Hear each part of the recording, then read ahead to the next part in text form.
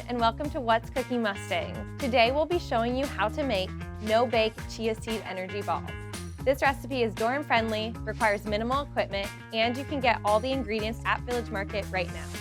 These no-bake energy bites act as a great snack option.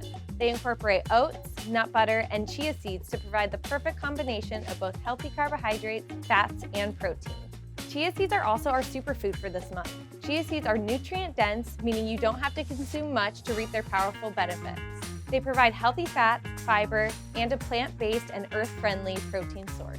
This recipe for success will give you long-lasting energy and satiety to power you through your day. All right, let's make some no-bake chia seed energy bites. Right here, I got my rolled oats, place it in the bowl, and then I have some chocolate chips. You can use butterscotch, white chocolate, any type of sweet you want to put in. Add those. We've got our chia seeds right here. Add that to the mix. And then we're gonna add our wet ingredients. We got vanilla, honey. Using a rubber spat really helps get all the honey out. Next, we're gonna add our peanut butter. And then again, you can use almond butter, sunflower butter, whatever kind of butter, nut butter you wanna use. We'll mix this together.